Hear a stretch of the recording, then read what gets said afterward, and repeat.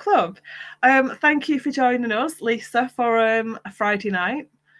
Plenty of other things to be getting up to. I'm absolutely thrilled to have you. So, Lisa Gray, tell us a little bit about To Die For and show off that gorgeous cover that is here. Yeah, so this is the book, and as you say, even if I do say so myself, I really love the cover for this one. I love the cover. Really kind of quite eye-popping. So To Die For is it's kind of like a traditional whodunit, kind of in the style of Agatha Christie, because it opens with a dead body in the swimming pool of a $50 million Malibu beach house, and then it goes back a few days earlier, and we meet 5 real estate agents: Andy, Bristol, Verona, Hunter and Miles, who all work for the same brokerage. And the boss basically challenges them to find a buyer for this new listing that they've got for this amazing beach house in Malibu. And the agent that finds the buyer will get themselves a cool $1 million commission.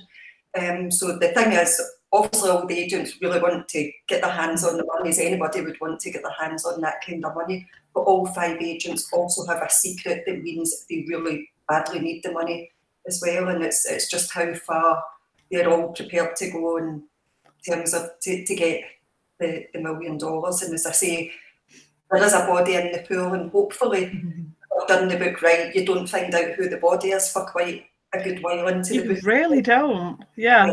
So there's the kind of 2 things. It's like who's dead and who did it, and then the third thing is who gets $1 million, if anybody. So that's pretty much what the book's about. Well, thank you for asking 3 questions that we can't discuss. we really can't. There is a lot we can talk about, which is good, but things that we really have to avoid, which is it makes it really interesting. I do wonder how many authors were kicking themselves for not thinking of this idea, because it is pretty genius. So I like the tagline as well, and I've put the book behind there. How far would you go for $1 million? And how often do we all ask ourselves that? And writers are always looking for that little hook, that little thing, and you've just picked the one that everyone's talking about. Yeah, and you've run with it.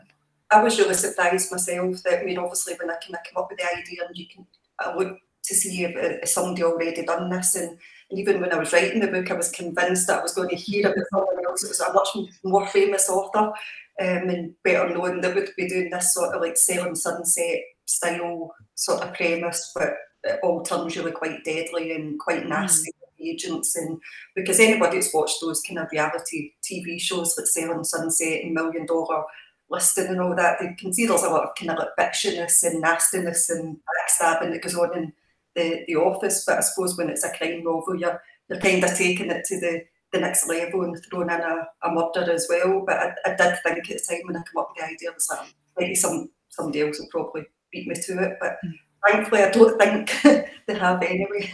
I haven't read one like this. Yeah. And I read a lot of books. And you've also hit upon something else that I really like, which is property shows on TV. I tend to be a bit more of an escape to the country, and I like, they always have like a mystery house. I mean, yours is an amazing house. Have you literally written your dream house on the page? Yeah, pretty much. I mean that's what part of the research was quite fun, which was just spending hours on like Zillow and all these like real estate websites, pretty much just looking up all these amazing houses and what $50 million can buy. And if it's in Malibu, because some people who read the book might be thinking at the start it's like a 5-bed, 5-bath house. And they'll be thinking 5 bedrooms for like $50 million. Surely it should be like 10 times the size of that. But the difference being because it's Malibu and it's right on the beach, it's super exclusive, and it's where all the celebs are as well. So yeah, you kind of, it's good fun doing all the research, and you're looking up these houses and just thinking, I don't think I'm ever going to actually be able to buy one of those, unfortunately. So we can all dream. You mean you've not got the big house and the Lamborghini yet? Yeah, I don't have the ones that everyone thinks every writer's got. Yeah, I don't even drive, so even if I could drive, I wouldn't have the Lamborghini. I probably would be lucky even to have got a Fiat 500 in the driveway. So no, but we can all dream. So Yeah, I've got no spatial awareness. I would crash a lot, so I've never learned. We've got hellos from, I think that one was Kaz. Hi, Kaz. Laura's saying, hi both, sounds great. Kaz said she likes the premise. How far would you go for $1 million? Not very if it involved camping, but if it involved sleeping with a movie star, maybe further. Kaz is not a fan of camping. If you get the choice in terms of is it Brad Pitt or is it Danny DeVito, it might be a bit kind of like you might not be so keen depending what option it was. I've got to say, if you're going to give me those options, I would rather spend time with Danny DeVito. I suppose it would make you laugh, so that's always something. Yeah, I'm maybe Brad Pitt's funny as well, but I don't know. Maybe he's a little overrated. Who knows? I have no idea. Yeah. No idea. It's been a while since I've seen any interviews or anything with him. One of the things that I loved as soon as I got into the book, you leave your chapters with a really good ending at the end of each chapter. There's something that makes you go, ooh, when you really need to know the answer to whatever you've left hanging. That's quite a trick. I mean, that's something that you do really well. That must be a conscious thing to leave something dangling at the end of each chapter to keep the pages turning? Yeah, so I'm definitely, you'll probably know from speaking to other people that writers are either pantsers or plotters. So you either like, you have an idea and you just sit down and you go with it and you've got no idea where the book's going to go, or you're like me and you plan. And basically I don't even start writing the first word of the book unless I know exactly where the book's going to go and how the book's going to end. And that can change before you actually get to the end of the book, but I need to have like an idea of how everything kind of works. So I'm very much sort of like colour-coded, post-it notes and old school. I always like to have an excuse to buy some new notepads and stuff, and I do loads of planning. But that being said, I'm not one of these planners like the ones that do like at-one scenes and all these things, and it's really structured. So my structure is basically try and have some sort of big reveal or twist in the middle, and basically end every chapter with either a question or a cliffhanger. So that's a kind of sophisticated as it gets in terms of the kind of planning side of it. So that is definitely deliberate. When I start doing that chapter, I'm like, okay, so what has to happen in this chapter to move the story forward, but also how can I end it in a way that's literally going to hopefully make the reader say, oh, I'll just read one more chapter just to see what happens with, in terms of what happened about the cliffhanger at the end of that one.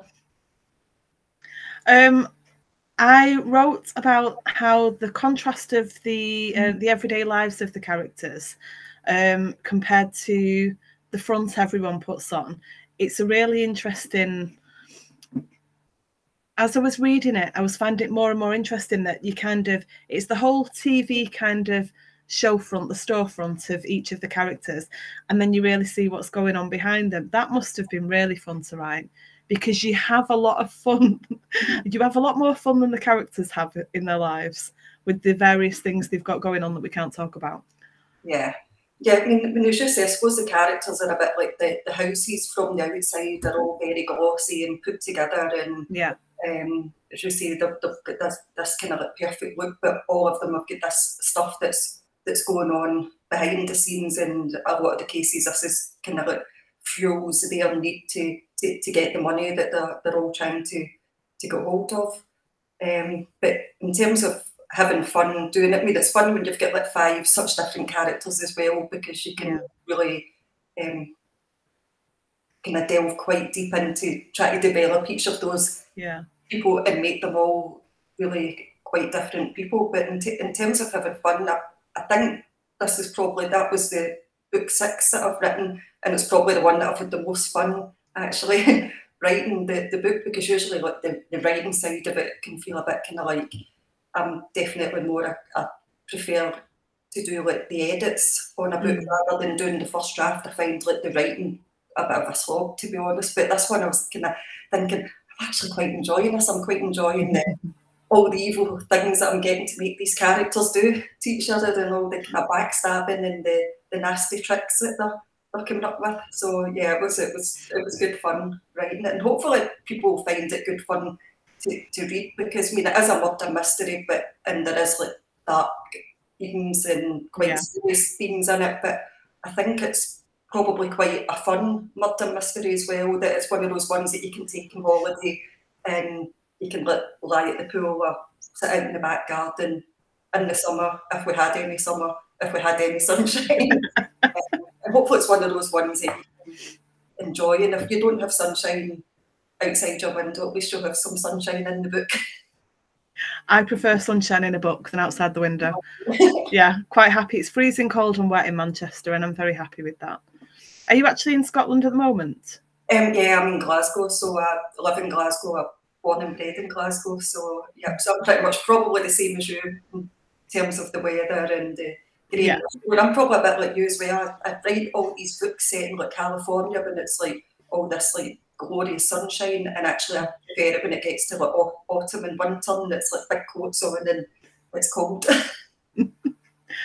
When you said Glasgow, then I just remembered I've got a bit of your bio here, and I feel like most writers I know could just change the place they were born in and the books they read as a child, and it'd be exactly the same. And it says, you were born, grew up in Glasgow. Before you were a writer, you were a reader.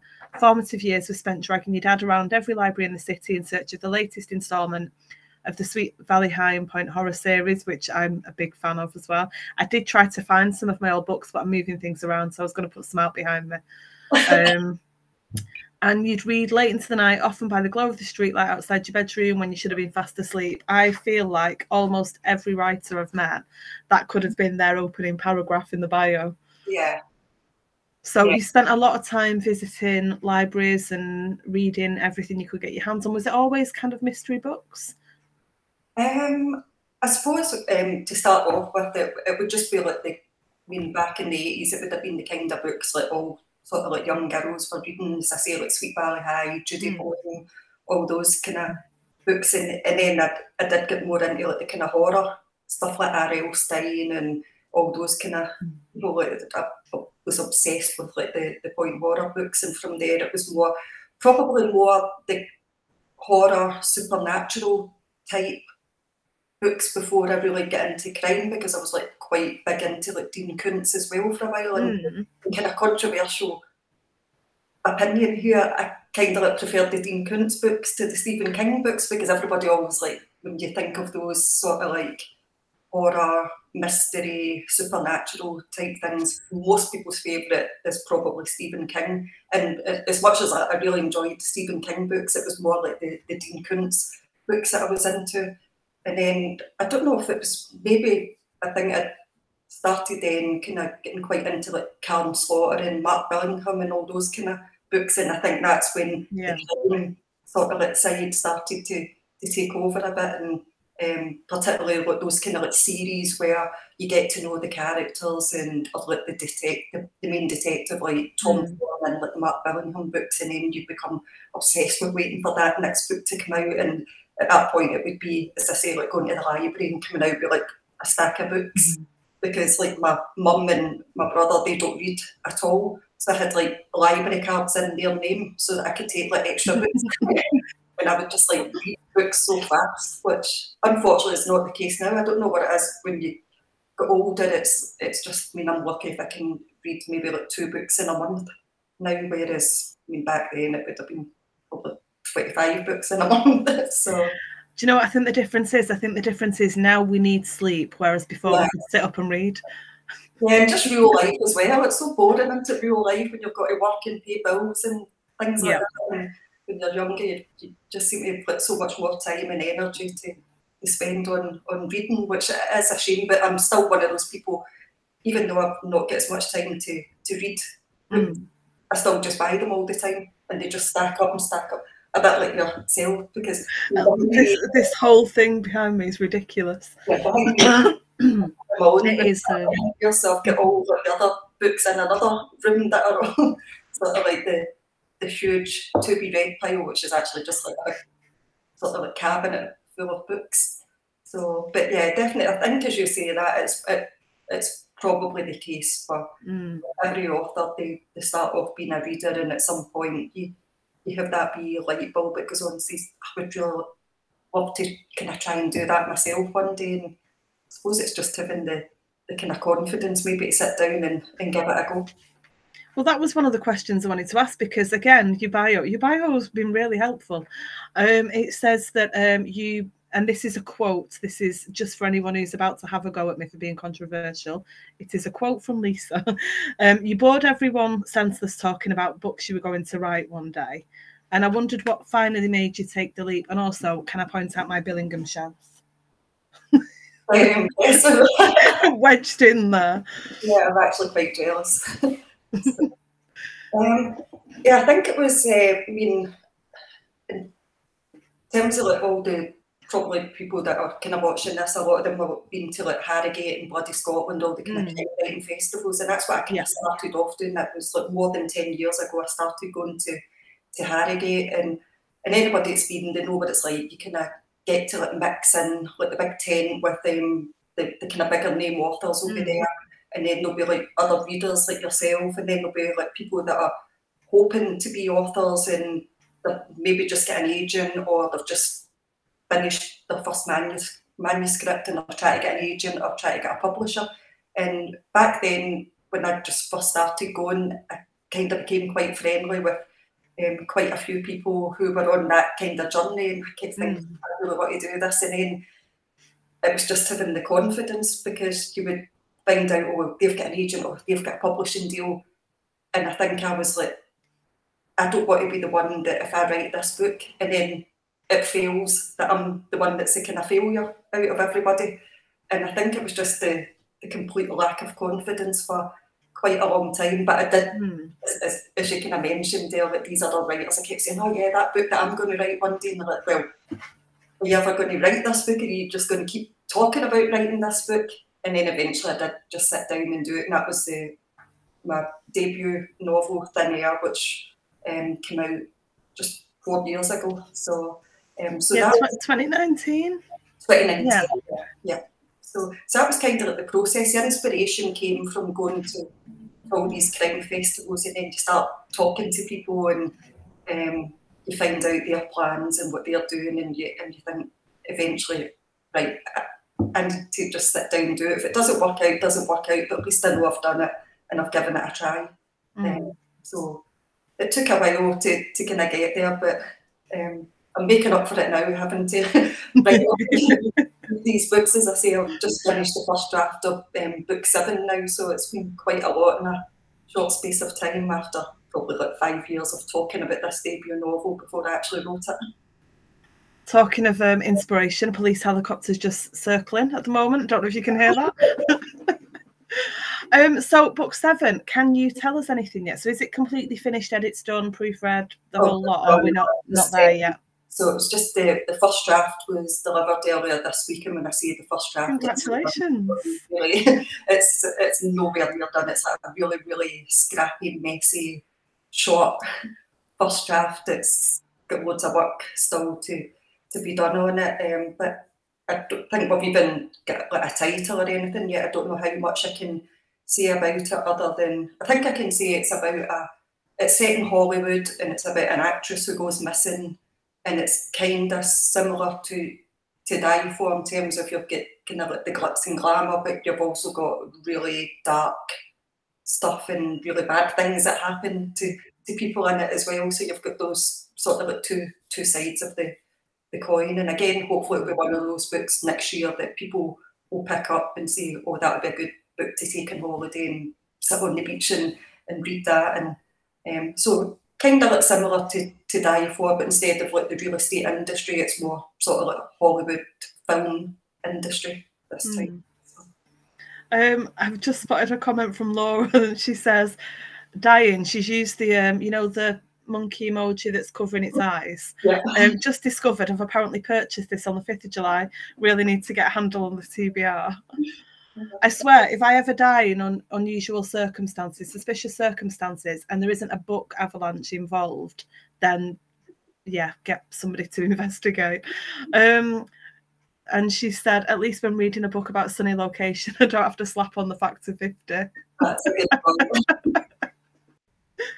one. Somebody has said, let me see if I can see, Jonathan Whitelaw. Hello, Jonathan Whitelaw.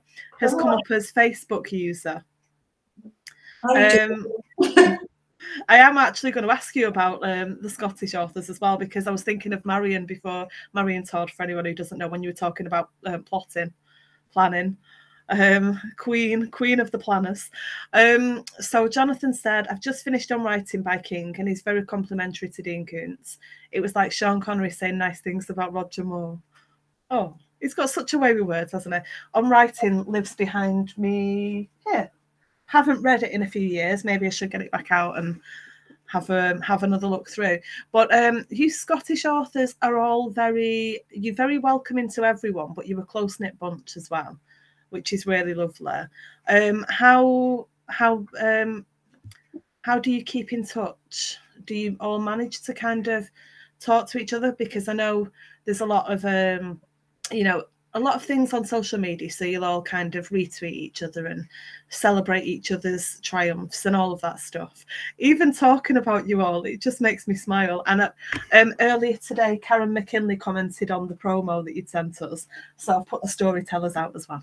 So, which was my book of the year last year. Was it last year? My memory is shocking. I'm pretty sure it was my book of the year last year. But again, relationships with other writers, they must be a useful thing for you. Yeah, in terms of, again, like the Scottish ones, I used to, before the pandemic, and I have to really kind of get back to this.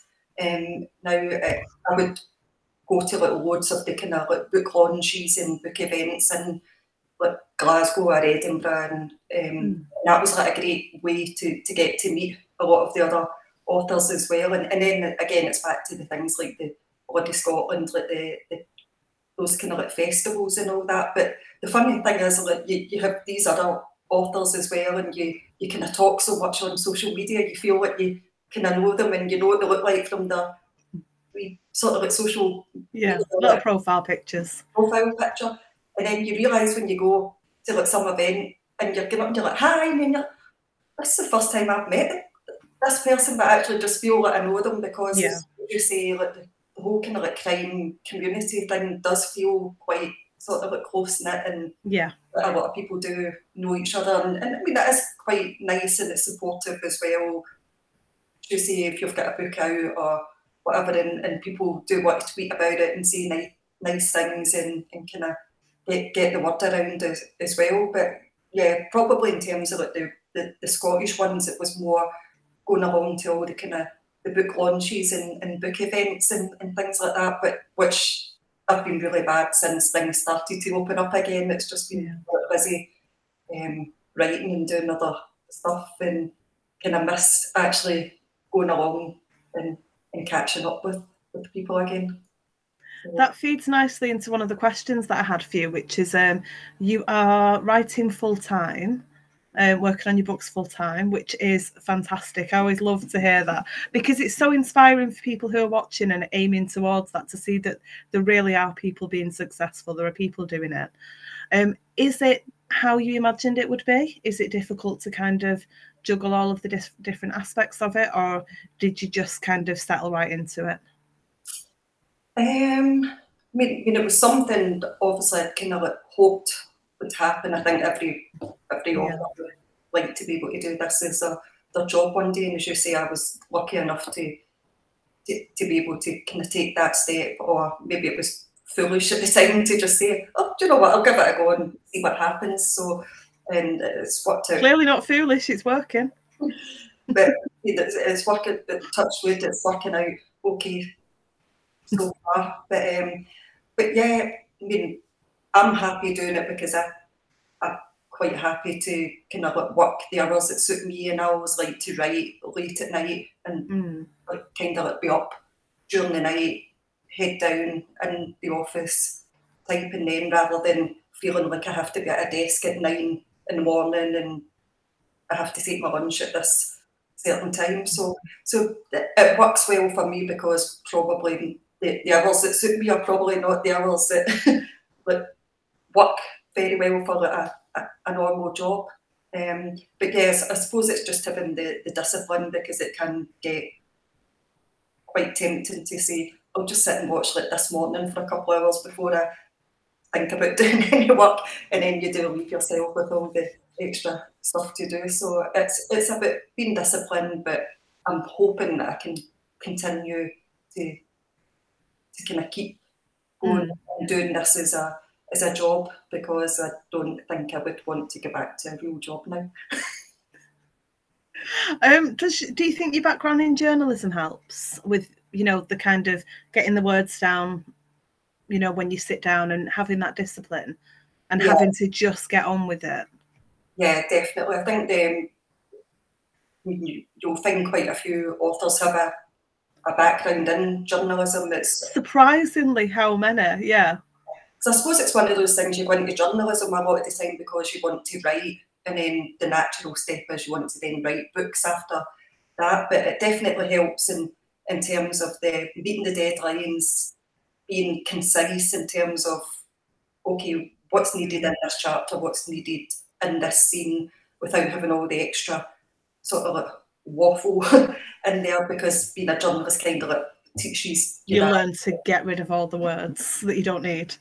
And I mean, I worked for a news agency called the Press Association for a long time, and that is like super high pressure, where you do need to just like get stuff written really fast and get it out, and if it's like breaking news stuff. So all that kind of background, I think, definitely helps when it comes to writing books. It's just, I always say, unfortunately, as a journalist, I was a sports reporter for a long time, and then I worked in features, and I never worked in news. And probably the one thing that might have been useful for writing about crime is if I'd been like a kind of hard news reporter and reporting on crime. So, which is why I don't have like any sort of like journalist as a main character in any of the books, because I don't think like writing about football would have really helped very much as like for a main character in a crime novel. Completely going off book topic, but you said football. I have to ask, it must be, after years of writing about football and really getting into it, it must be a wonderful thing for you to see so many women's teams actually being given a bit more of the spotlight now. Yes. Still not enough, but I think, you know, steps are being made. Yeah, it's fantastic. Because I remember when I was at school, which obviously was like a long time ago, but I don't think it was like the dark ages, and we asked to play football instead of like hockey and netball, and we were told, oh no, that's not what girls do, you can't do it, it's too dangerous, but here's a hockey stick and you can go and beat each other up with that. So we've been obviously at that time there was no opportunities to play football, but I was a big football fan. I liked to watch football and go to football matches, and this is how I ended up writing about it instead. So it's fantastic to see what's happening now, and how much of a profile it's getting. Yeah. And I know I probably shouldn't say this because you're English, but I don't really do football. Not even when everyone was going on about the Lionesses, I got a lot of grief. Yeah, but for the World Cup, I was in a sweepstake, and I had Spain in the sweepstake. So obviously I was quite happy that Spain won and I got my money. But the Lionesses did fantastic, and it was brilliant to watch them win the Euros last year as well, and just to get that, to kind of shine a light on it, and get all these other like kids really interested as well. Yeah, it was brilliant to see. And again, even when I was working in sport covering football, there wasn't so much in terms of like the women's game that you could really get involved even in the reporting side. So that's all changing now, and I think that's a really good thing. Yeah, I completely agree. I know it's not my thing, but actually it's really nice to see people getting excited, little girls kind of, you know, really cheering for the teams. And it's going back to the thing of seeing people like you represented on a screen. You know, and there hasn't been enough of it. And now little girls all over the world are seeing these women, and especially, you know, there's a lot of countries where they're not as forward thinking, maybe, as we are, trying to put that in a non-controversial way, because now is not the time. But Yeah, it's really nice to see. Do you think you would ever tackle football in one of your novels? I don't know. I never really thought that I would, because I don't know if, like, I'm trying to think of any like crime books that kind of feature football as. I can picture a cover that I can't. No, it's gone. I wonder if somebody else can tell us. I have got one in mind, but it was written by a man, and it was quite a few years ago, the one I'm thinking of. Yeah, I suppose you could do one, although I don't know if I'm kind of too late because of all the kind of Agatha Christie thing, but maybe one in the world of like the footballers' wives might be quite interesting. I don't think you're ever going to be too late for that. I think there's always going to be something going on. And yeah, Agatha Christie, I thought that was brilliant. Whoever came up with that was genius. Yeah. Yeah, maybe a footballer's wives one rather than write about the women rather than the men and all the. Again, it could be a bit kind of like for all the kind of backstabbing to get ahead. So yeah, maybe that could be an idea for a book. So thanks. We talked a little bit about managing kind of the day-to-day stuff, and is it how you expected it to be? When I was having a look this week, I saw your media kit. You have got brilliant, brilliant press pictures. Was that an easy thing to kind of sit and do, or is that something that doesn't come naturally? They look very natural. They're really professional pictures, and you look amazing in them. And it just made me think I am the most awkward person when it comes to photos. I'm getting better. I can kind of keep my face still and stop talking while people are taking pictures now, so I'm not pulling as many weird faces. But I just thought they were gorgeous pictures. So was that a fun thing to do, or was it a scary thing to do? I mean, unlike you, I hate having like my photograph. Oh, you hid it well. Yeah. And you should probably have seen like some of the photos that didn't make the cut, but it was actually the photographer who did it was Bob McDevitt, who's also involved with Bloody Scotland. Bloody Scotland, yeah, I did see that. And the is it your author photo in here that I saw? I'll show this one because it's another gorgeous picture. But yeah, I did. I don't know if you're going to be able to see it. Kind of there, but I did see that Bob McDevitt had taken the photo. Gorgeous picture. Yeah, so yeah, I mean, it was quite good fun. So we did some in the studio at first, and Bob's also an actor as well. He's got all these talents.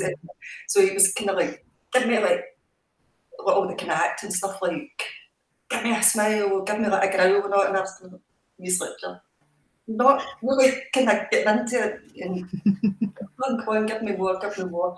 And I was just, oh my God, I'm like so rubbish at this. So I mean, it's like nuts that you're like thinking, oh, is this something that's quite natural to you? So we did some in the studio, and this was like in like Glasgow. We were doing the studio.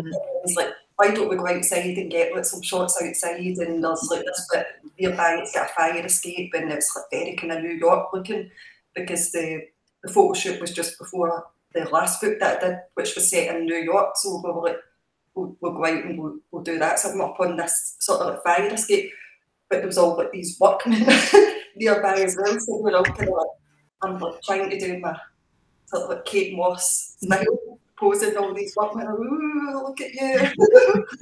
You're up there. And I was like, God.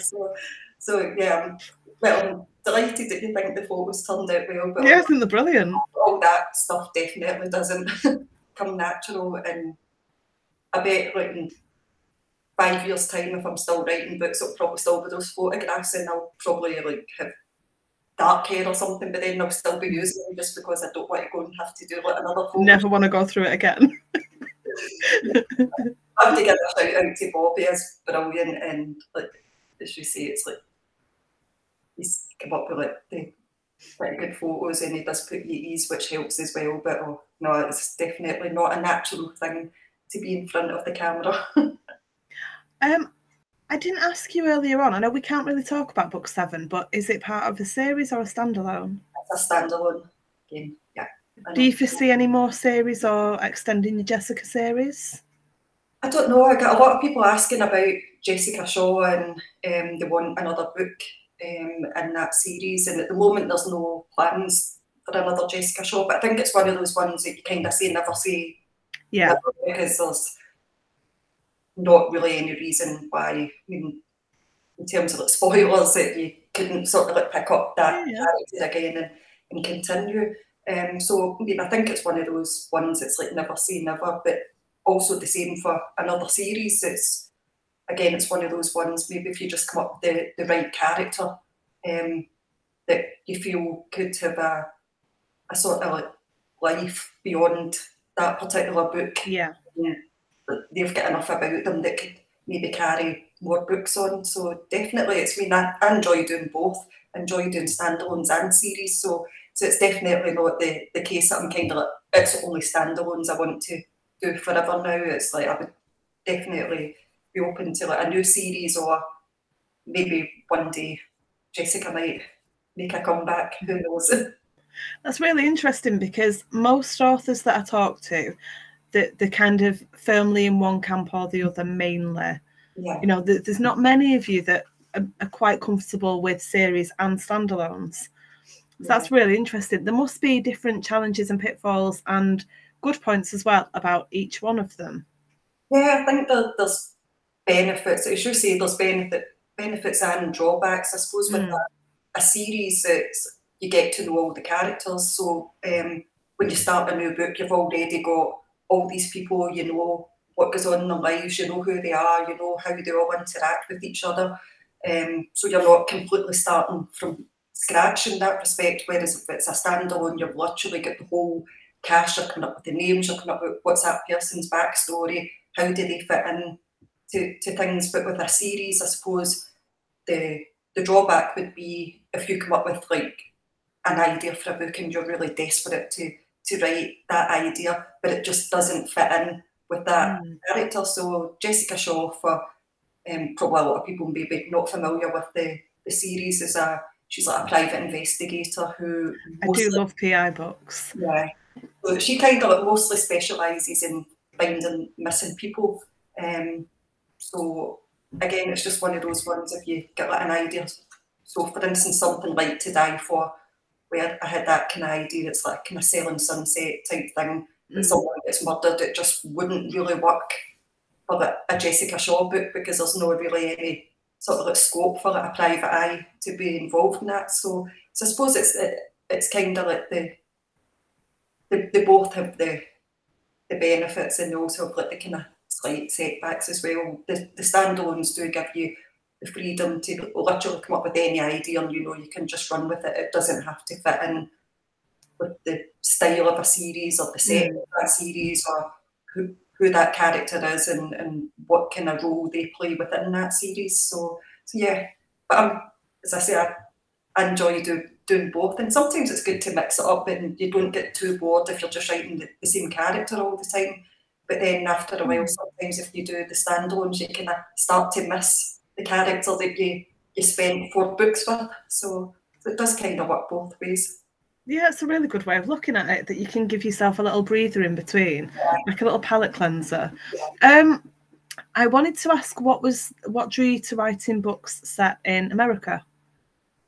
Well, I think probably a couple of reasons. The first one being, as we kind of touched on, when I started out reading, it was mostly kind of American books like The Sweet Valley High, Judy Blume, The Point Horror, and I think I've just had a moment, like I've just gone, oh, actually, I wonder if that's why I really like American PI stuff. Yeah, you know, we've got Nancy Drew and we've got all these things. So sorry, carry on. Yeah, so you saw the cogs turn then. Yes, I was definitely more Sweet Valley High and Point Horror than I was like Enid Blyton and all maybe the ones that probably a lot of kids my age would have been reading. It was more the American stuff, and I think it's just me too. I was kind of obsessed with the idea. I always wanted to like be in an American high school or do one of those like exchange things where you would go there for a year and you would be like a cheerleader and you'd be hanging about with like the football team or all that kind of stuff, and it just seems so glamorous, and all drive about with like cars as well when they're like 16 over there, and all drive to like school. And I remember at the time thinking, oh, I would love to kind of like be part of that. It seems so much more glamorous and kind of been in Glasgow, I suppose. And then, as I say, when I got older, I still read a lot of American stuff. So, like, my favourites are like people like Robert Crace and Michael Connell, and as I mentioned, Callum Slaughter as well. So I think it was because I'd spent so much time reading books set in America, I kind of thought that's the kind of book that I want to write as well. I want to write a book that I would want to pick up and read. And the other reason being it just fit the storyline better for the going back to Thin Air, the first book, because America's just this much bigger landscape. And Thin Air is about, as I say, Jessica Shaw's a private investigator who finds missing people, but at the start of Thin Air, she finds out that she herself is a missing person and has been missing for 25 years and doesn't know that people have been looking for her all that time. So it just felt like, I don't know if that would work in the UK. I think the UK is too small for you realistically to be missing for 25 years and never come across that story. But if it's set in the US and you maybe disappear from like the West Coast and reappear on the East Coast or vice versa, it seemed maybe a bit more plausible in somewhere like America that could happen. So there was like a few factors. It was just, it kind of worked in better. And again, I mean, I was going to say being a private eye, but I mean, you can have like the private eye books set in the UK, obviously, like the Robert Galbraith books and things like that work really well in the UK. But I'm probably a bit like you. I really like those sort of like American, sort of like private eye, probably a bit kind of like noir, old school type stuff. So it was a few reasons. It's like I enjoy reading like American set books and really just that landscape worked better for the stories, I think. And obviously with To Die For as well, that kind of had to be set in America with that. Oh yeah, I think that would have been a completely different book if it was set here.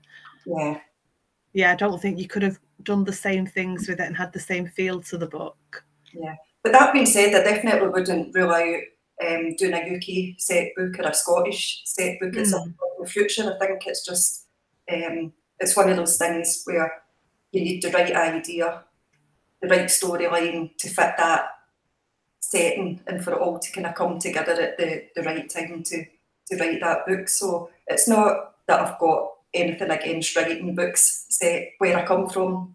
I think it will happen at some point. It's just maybe the ideas that I'm coming up with just now, they just work better in that kind of landscape. Do you think if you've even considered this at all, would you be interested in for a Scottish setting, more rural, kind of out in the countryside, or are we thinking like a gritty city thing? Are you drawn to one more than the other, or not at all yet until you've got the idea?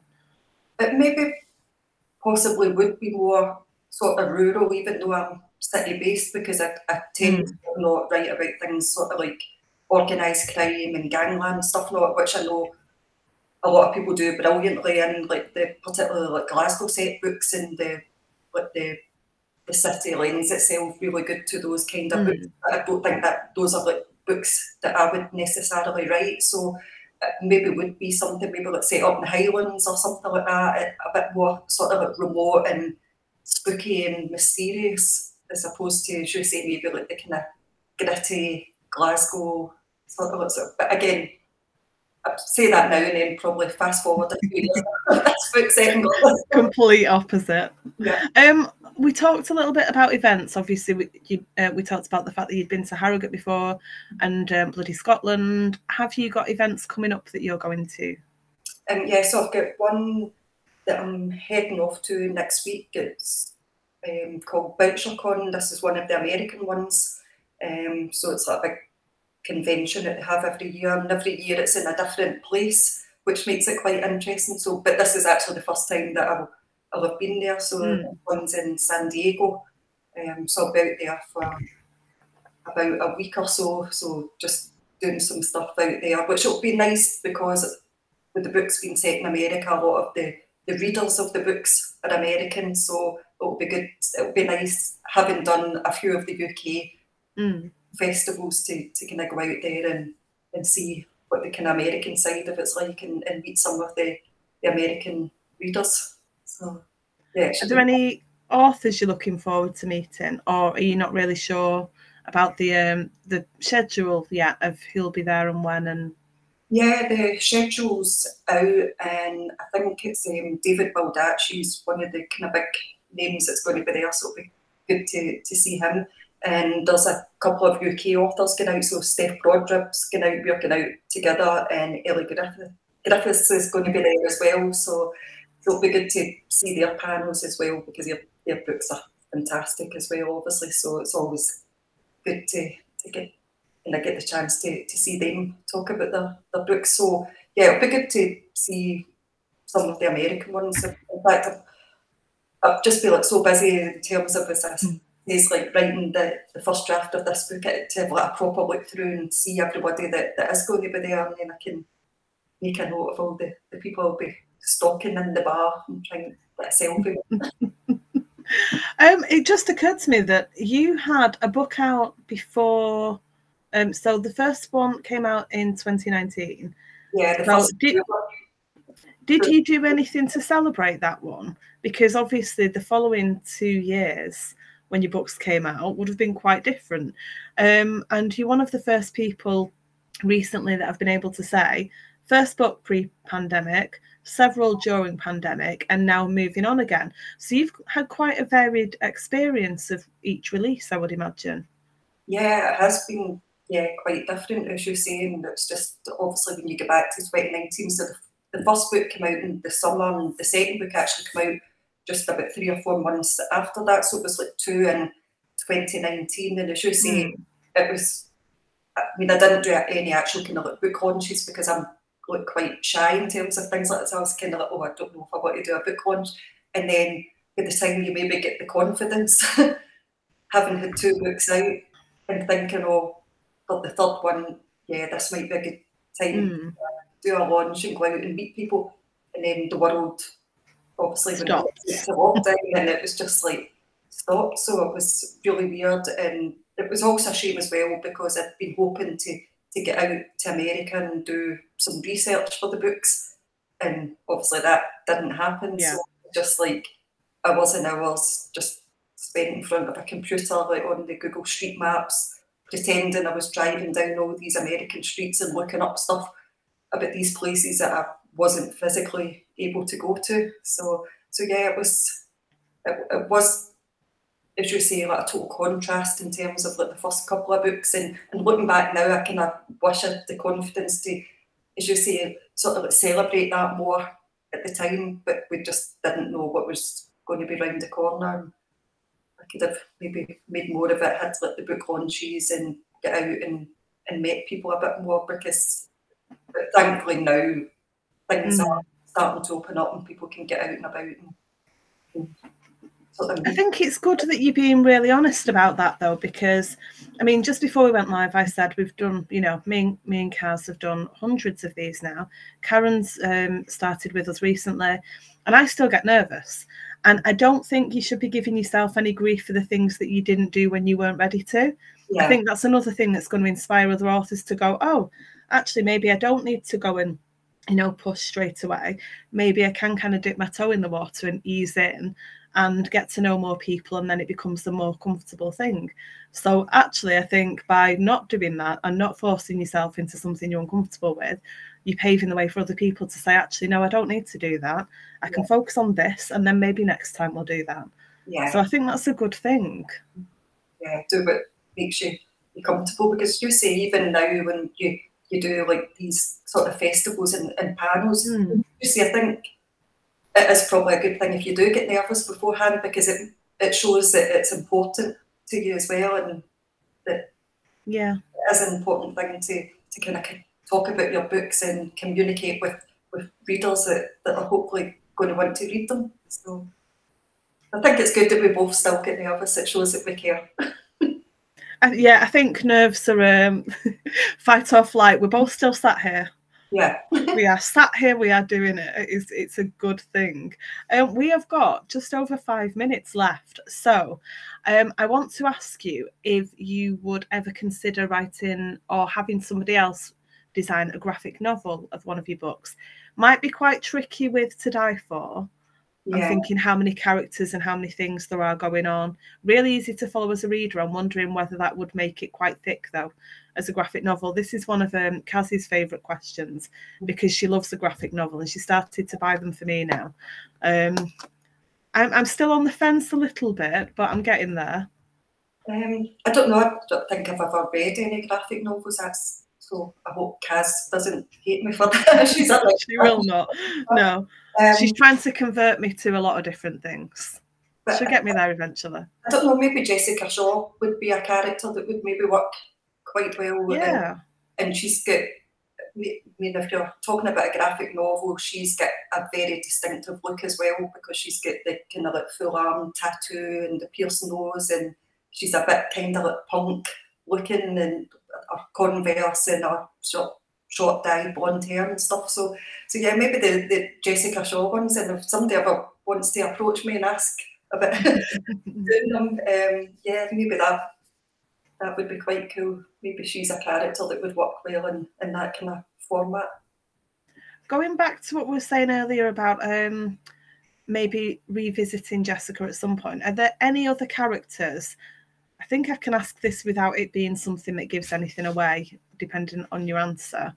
Are there any other characters that you think you'd like to do a spin-off of? Characters who we've met in other books? Yeah, I mean, I quite liked, enjoyed writing the detectives in To Die For, detectives Aribo and Lombardi, and I quite enjoyed that sort of like dynamic between them. Yeah, that byplay between them, yeah. Yeah, it would be fun maybe to go back, and even if it was like a short story or something, as you say, like some sort of like spin-off thing that features them kind of like working together on another case, and seeing if Aribo has any more luck, because in this book he's trying to celebrate wedding anniversary and he just keeps getting dragged away and getting involved in this case, and his wife's obviously not very happy, but she's... Is it Denise, his wife? She's not thrilled, which she wouldn't be, would you? Married to a police officer, he gets called away from your anniversary dinner. He's not even the one who notices his phone's buzzing. He's put it on silent, but it's buzzing in his pocket and he's feeling for it, and she's rolling her eyes and she's not impressed. Yeah. And can I say he's kind of... He's thinking, how can I word it without it? He's thinking he's on a promise, and then his phone goes, and he goes, oh, well, that's out the window then. And then, you know, Tom's teasing him about it. Lombardi's teasing him about it, that, you know, not getting any tonight. It really made me chuckle. Yeah. The dynamic between them. They'd be great for another book. Yeah, so I think they would be fun to write again, even if it was like in a short story or something. It would be good fun. Yeah. Yeah, it'd be good fun to read as well. I'd like more of those too. We have got 3 minutes left. Would you like to give us a reminder of To Die For? And if you've got any more of your book covers with you as well, books that you want to show off, that's fine. Tell us about everything. So again, so To Die For, just a reminder, it's like set in the ruthless, cutthroat world of like luxury real estate, and basically asks the question, how far would you go for $1 million? And anybody that watches these true crime shows will know how often it's like a spouse or family member that turns out to be the killer, and they've killed someone to get the life insurance. And most of the time it's not even for anywhere near $1 million. So that was kind of what got me thinking in terms of if it was $1 million, it's literally life-changing money. How far would you go to get the money? And if you want to see how far the people in the book go, you'll have to read the book. Someone goes quite far, I think it's fair to say. So yeah, I do. And actually, I know we're nearly done, but if you want to grab books, you can.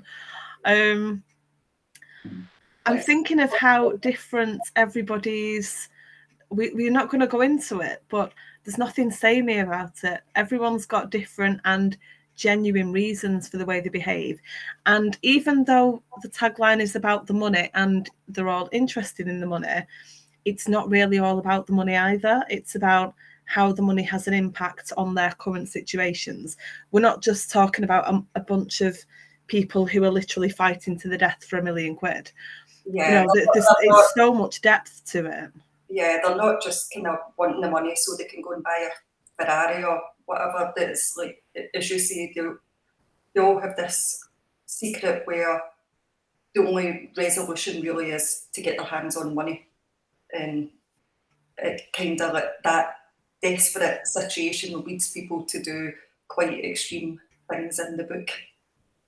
Thank you so much for joining us tonight. Thank you to everyone who's watched. Hello in Canada, Jonathan Whitelaw. Everyone go and read the Bingo Hall Detectives. And thank you so much. I'm looking forward to book 7. And when you can tell us more about it, please come back and talk. Yeah, definitely will. Thanks so much for having me on. Thanks. Have a great week in America. Yeah, looking forward to that. So, yeah, hopefully it'll be fun.